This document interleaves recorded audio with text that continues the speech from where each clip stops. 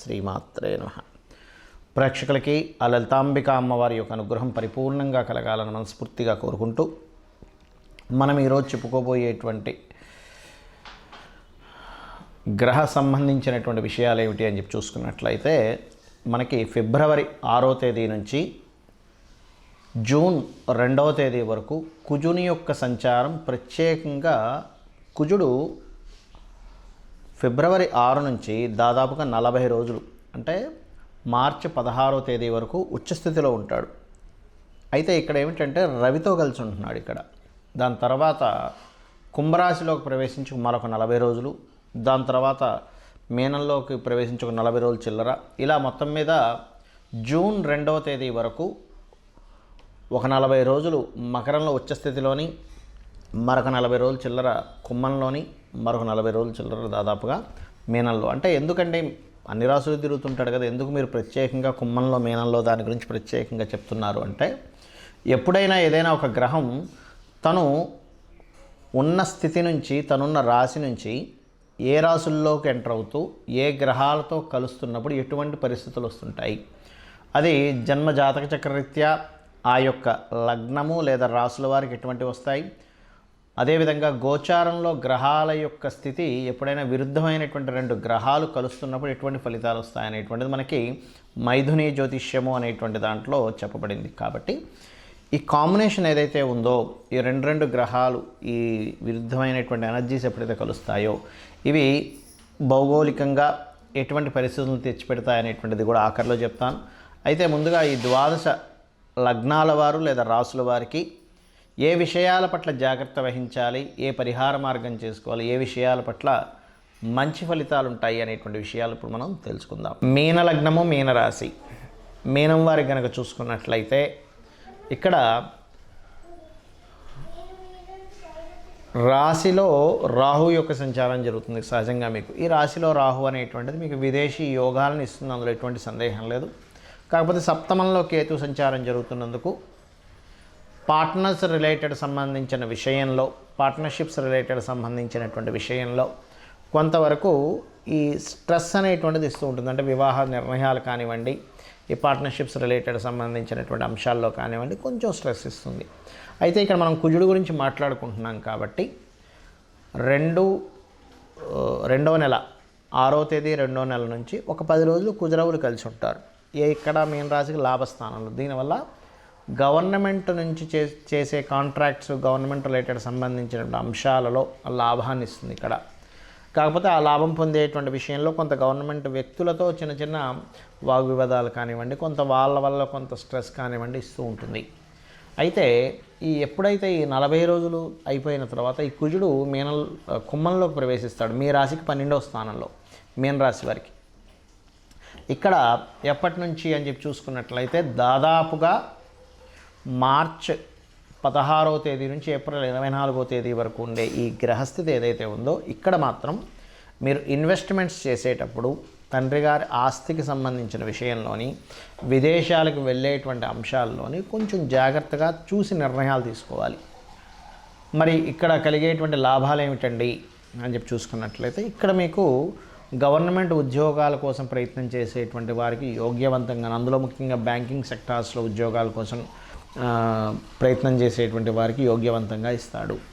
ఇక మీనరాశిలోనే రాహు ఉండగా కుజుడి యొక్క సంచారం జరుగుతుంది ఏప్రిల్ 24వ తేదీ నుంచి జూన్ 2వ తేదీ వరకు. దాని తర్వాత మేషంలోకి వెళ్ళిపోతాడు. అయితే ఈ రాశిలో సంచారాలు జరిగేటప్పుడు ప్రత్యేకంగా ఇక్కడ మీకు కొంతమంది చూడండి, గవర్నమెంట్ రిలేటెడ్ దాంట్లో డిఫెన్స్లో కానీ, లేకపోతే మన పోలీస్ డిపార్ట్మెంట్లో, సాఫ్ట్వేర్లో, సెక్యూరిటీ సర్వీసెస్ రిలేటెడ్ వాటిల్లో ఉద్యోగ ప్రయత్నాలకు అనుకూలంగా ఇస్తాడు ఇక్కడ ఈ కుజరాహువుల యొక్క కలయిక అనేటువంటిది. అయితే ఇక్కడ మంచి ఏమిటి అని చెప్పి చూసుకున్నట్లయితే సంతానం కోసం చేసే ప్రయత్నాలు కూడా మంచి, రాజకీయ పరంగా కూడా యోగ్యవంతంగా ఉంటుంది.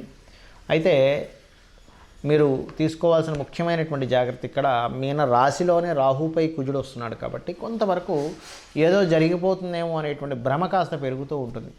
కొంచెం స్వప్నాలు వచ్చేటప్పుడు కూడా కొంచెం ఏదైనా ఫైర్ రిలేటెడ్ సంబంధించిన స్వప్నాలు రావడం, ఈ స్వప్నం ఇలా వచ్చింది ఏమవుతుందో అనుకోండి, ఇట్లాంటివి జరుగుతుంటాయి. అలాంటి సమయంలో ముఖ్యంగా దుస్వప్నాలు ఏదైనా వస్తే కనుక గజేంద్ర మోక్ష పారాయణం చేయడం, గజేంద్ర మోక్ష ఘట్టం వినడం మంచి ఫలితాలు ఇస్తుంది. అయితే ఇక్కడ ఈ కుజ, రవి, శని, రాహు గ్రహాల దగ్గర దీపారాధన చేయండి.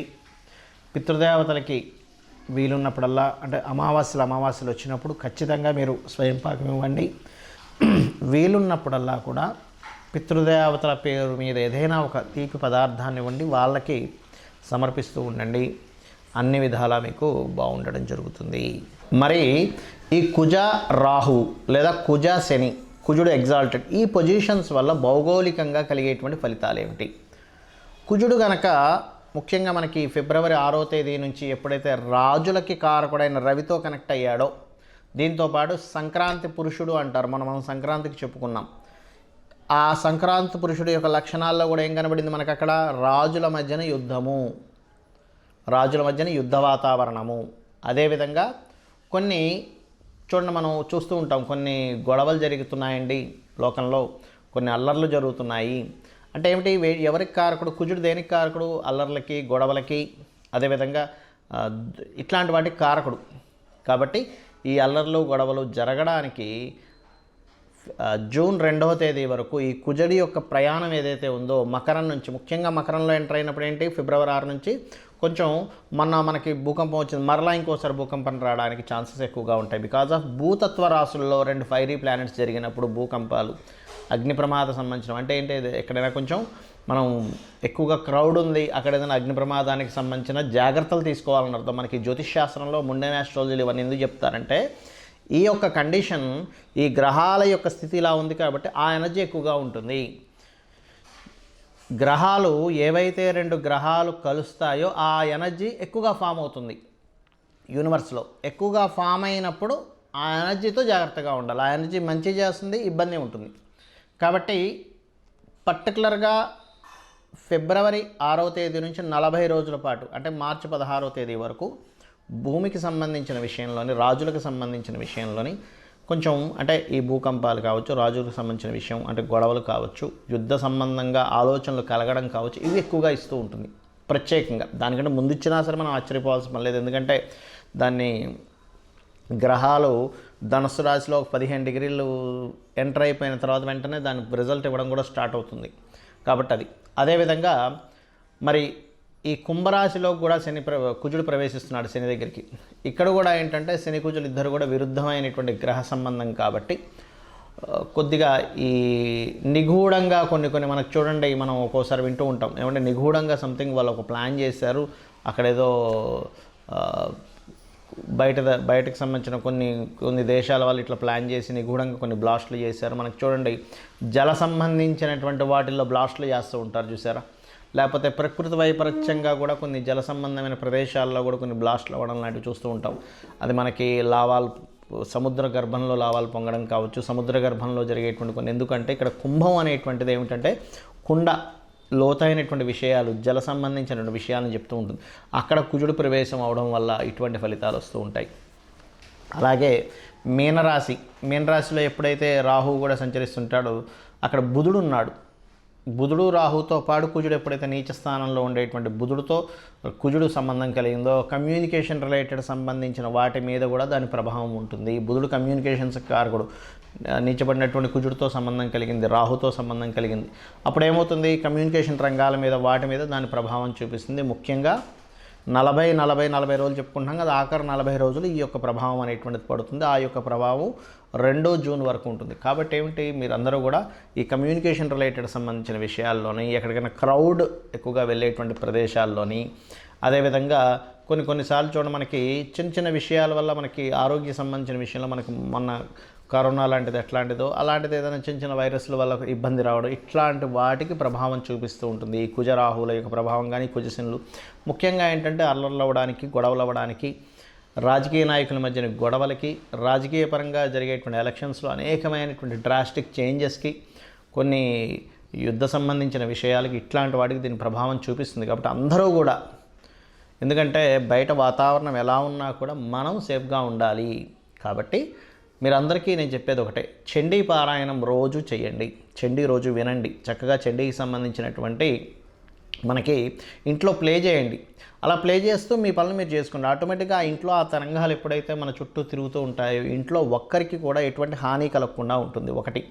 రెండవది, అమావాస్యలు వచ్చినప్పుడు పెద్దలకి తప్పకుండా మీరు బియ్యము, కూరగాయలు, స్వయం పాకము అంటారు, దాన్ని ఇవ్వండి. వీలైనంత మటుకు గోశాలకు వెళ్ళి గోవులకి క్యారెట్లు, బెల్లం లాంటివి తినిపించండి. ఇవి కనుక చేస్తే ఏమవుతుందంటే బయట జరిగేటువంటి ఏవైతే ఈ గ్రహస్థితి వల్ల జరిగేటువంటి ప్రభావం ఏదైతుందో అది తగ్గుతుంది. ఎందుకంటే ప్రతి మనిషి చేసేటువంటి ధార్మికమైనటువంటి పని వల్ల. రెండవది, మీకు మీ జన్మజాతకంలో ఉన్నటువంటి దోషం ఏదైతే ఉందో అవి యోగంగా మారుతుంది. కాబట్టి ఇవి చేసి మీరు దేశానికి మరియు మీకు కూడా శుభాన్ని కలిగింపజేసుకుంటారని మనస్ఫూర్తిగా కోరుకుంటూ శ్రీమాత్రే నమః.